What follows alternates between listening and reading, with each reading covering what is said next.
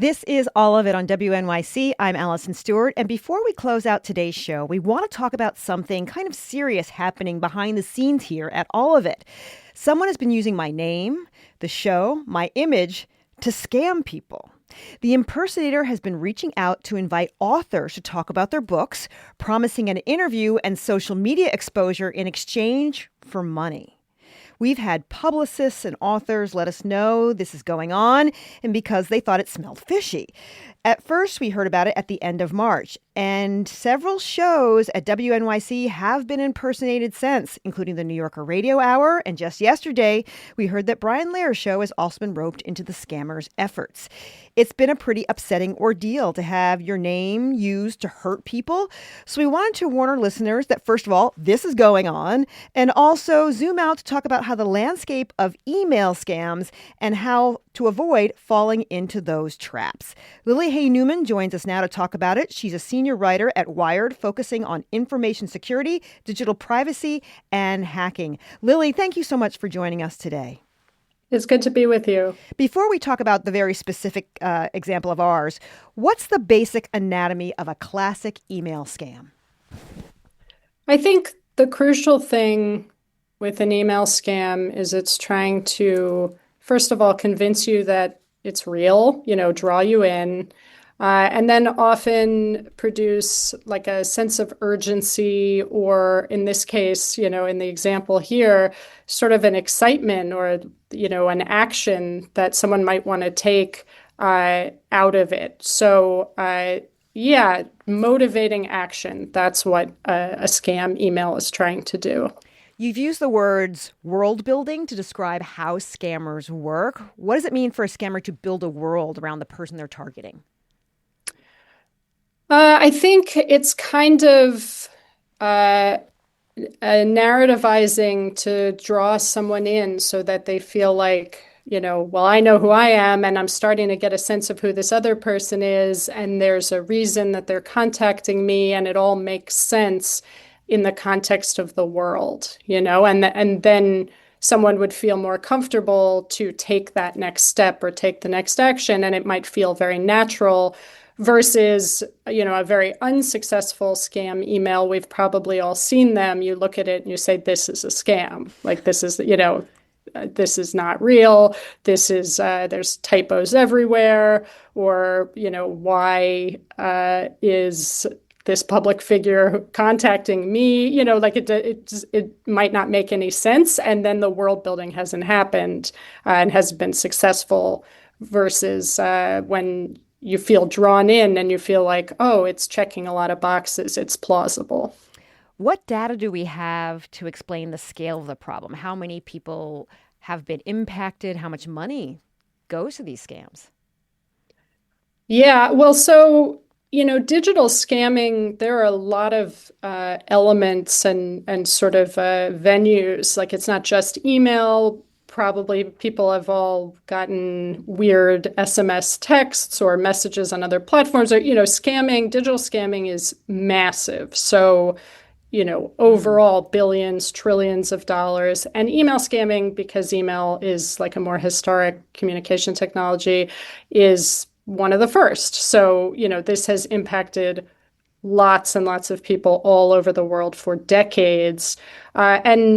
I would say it's not a hard number, but the best indication we have that scammers make a lot of money doing this is that it's still going on, right? And that it's gone on for so long, and that there are endless innovations, scams on, new platforms. It feels like it never ends. That's the proof that scammers feel like it's worth it.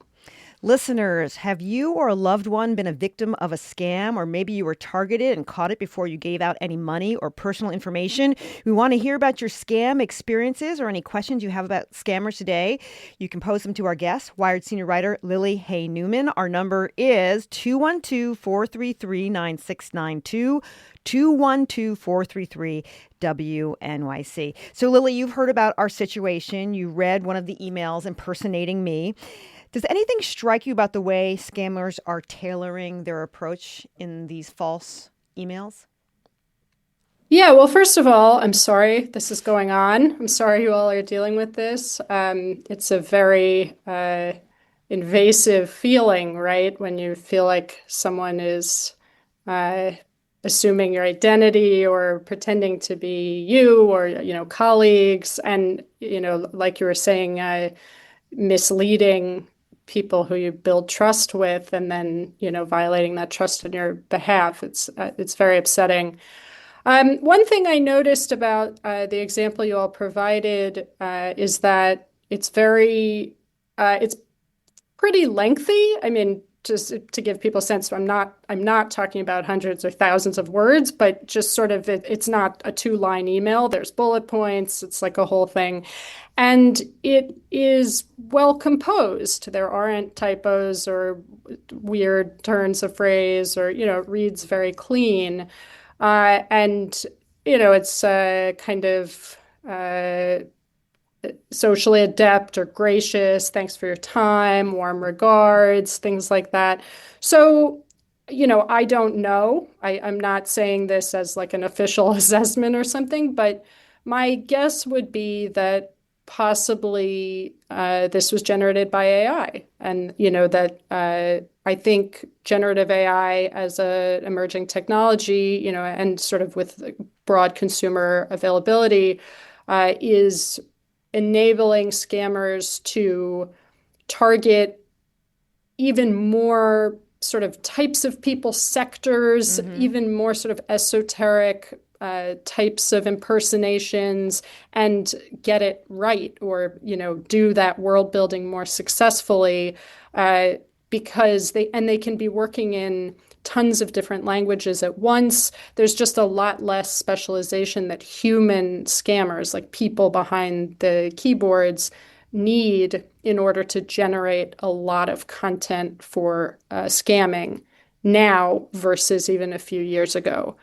So that was, again, that's a guess. It's possible someone composed this themselves, but I think broadly that's an important trend for people to be aware of.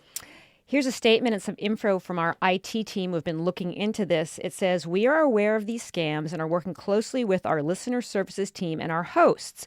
We are assisting everyone who has contacted us on a case-by-case basis, and we have reported the fraudulent email addresses to Google and filed reports with the FBI's Internet Crime Complaint Center. If you are contacted by someone impersonating New York Public Radio, WNYC, or our on-air talent, do not engage or interact with them.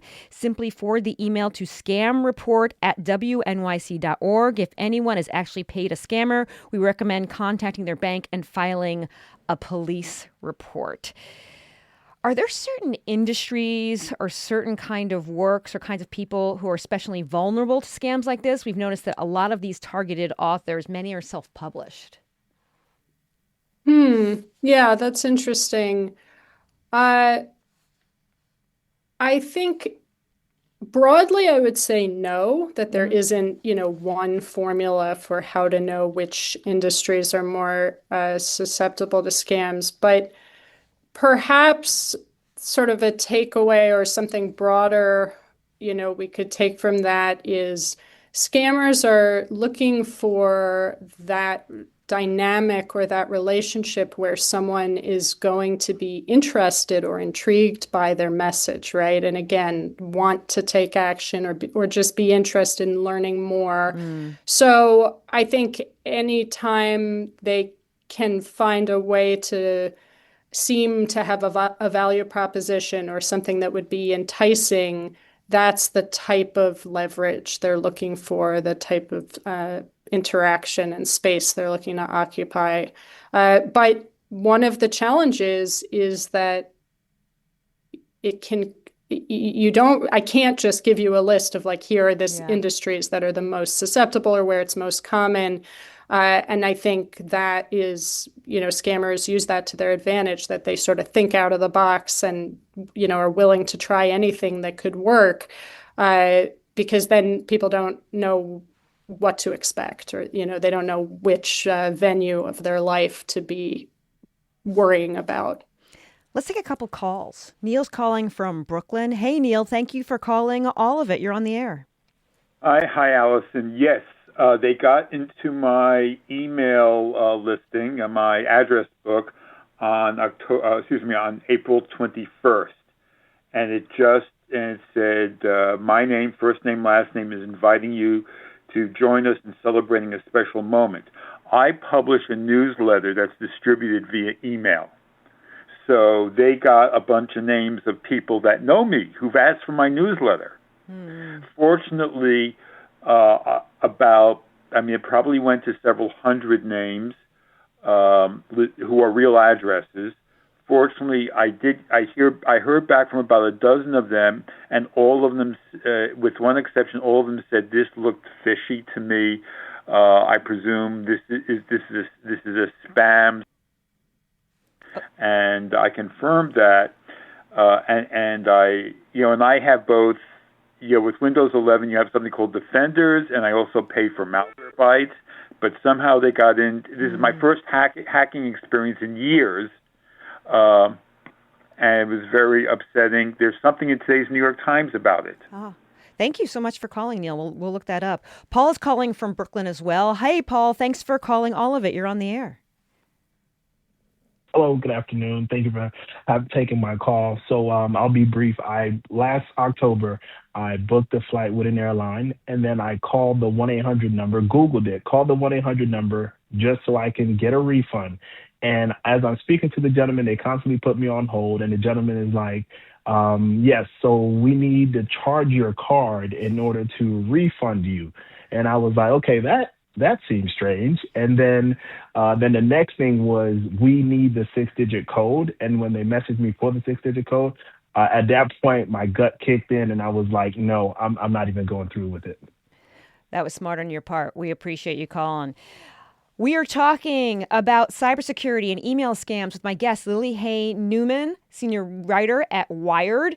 Have you or a loved one been a victim of a scam? Maybe you were targeted and you caught it before you gave out any money or personal information. We'd like to hear your stories. 212-433-9692, 212-433-WNYC. Lily, are scams today dramatically different than they have been in the past?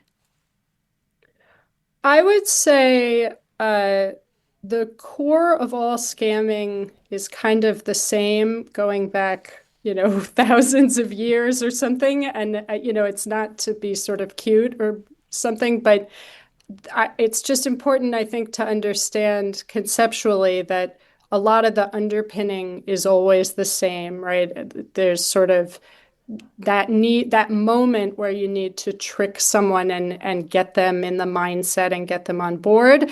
And then, similar to what the callers are describing, and this is, very historic too, sometimes people can realize that it doesn't feel right or go with their gut. And that has always been and continues to be, I think, the most valuable and important protection is if you hear that voice in your head or the flag in your mind, to really stop and listen to that rather than just pushing it away.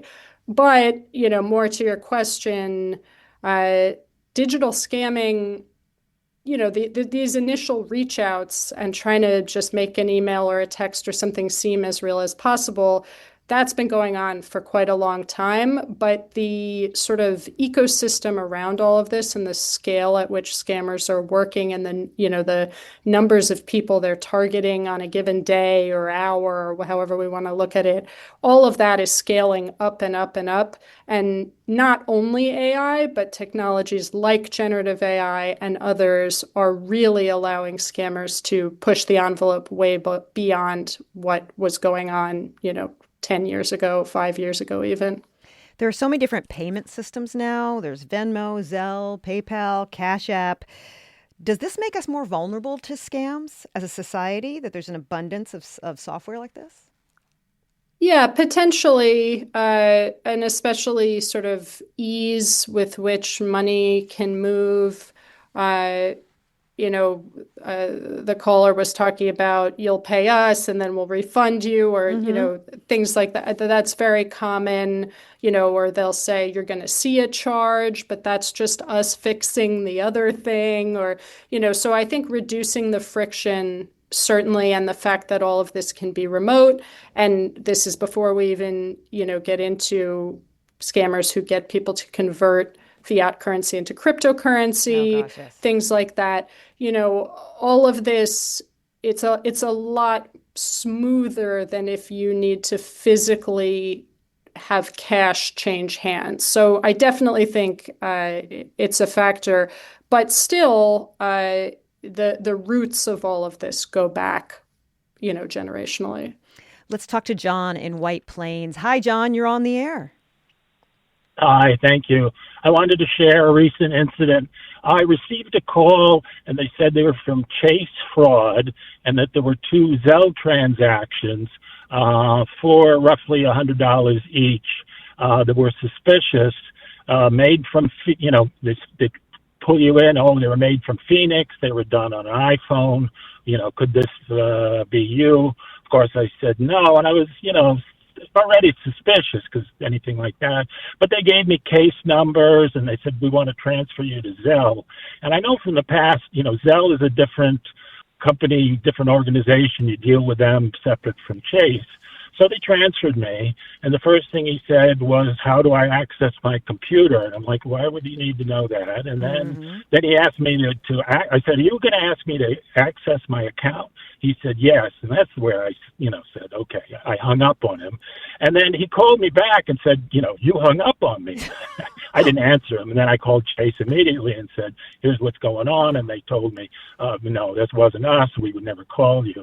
Which, at first I thought that's what the rule was. But anyways, the nerve. They're using I like that I called you back. That's an amazing story. Thank you so much for calling, John. I did it before we wrap up. I wanted to ask you a few more questions. First of all, how did COVID impact how scammers work? I have to imagine that must have made a difference. Yeah, there's a lot here, but just to say briefly, what I was alluding to about like the scale of all of this and the ecosystems, essentially during the pandemic lockdown era and those years when, travel was significantly reduced, when everyone was home, there was a big sort of coalescing or organizing of scammers, particularly in certain regions of Southeast Asia, to kind of industrialize scamming and sort of systematize and professionalize it. And that is not the only change, going on globally, but one of the biggest drivers. People may have heard this type of scamming referred to as pig butchering scams. These types of like trust building, investment scams, confidence scams, romance scams, all of that was massively expanded during that era because of the conditions of the pandemic. So that is a big driver and one big factor in the uptick people may be feeling. Let's say someone has sent scammers money or personal information before they realized what was happening. What's most important items that they should have on their I've been scammed checklist to do, which they do right away? Yeah, it's a very difficult situation if you realize that's happened. But, I agree with the advice from your IT folks to, flag it to your bank and start to have a dialogue with them or whatever financial institution is relevant. To file a police report. And there are some other organizations that try to provide sort of information, guidance, counseling. But to be honest, the scale of the problem is way beyond the resources right now. So it's a very difficult position to be in. And yeah, just want to say to everyone out there, if you have been scammed and you're struggling to figure out what's going on, just know that it's not your fault that it happened. And, I hope you don't feel shame around it. That's the whole point, is to trick you. That's what all of this is about. And so it's not your fault if a scammer sometimes succeeds. In our last minutes, let's get to Elizabeth in Verona, New Jersey. Hi, Elizabeth. You're on the air. Hi. Thanks for taking my call. I wanted to share that my mother, who's elderly, almost fell for this scam where they called and said, your daughter is in trouble. She needs $5,000. She's been hurt. And so she immediately gave them my name. Oh, Elizabeth, and they're like, yeah. So she got a ride from a friend to her bank, and she went into the bank, and she was all, I guess I'm imagining, kind of like stressed, trying to take out $5,000, and the manager saw her. And my mother always makes it a point when she goes into the bank to get to know everybody there. Yeah. And so the manager saw her and came over, what's going on? And she said, this is a scam. And then she even called my husband to verify that it was a scam. And he said, yes, she's fine. And so they prevented her from getting the money and sending it. And I just think the human connection is just something that is so valuable, even in your case. Yes, Elizabeth, thank you so much for calling and sharing that story. We have been talking with Lily Hay Newman, senior writer at Wired. Thank you so much for sharing your knowledge. We really appreciate it. Stay safe out there, everyone. And that is all of it. I'm Allison Stewart. I appreciate you listening, and I appreciate you. I will meet you back here tomorrow.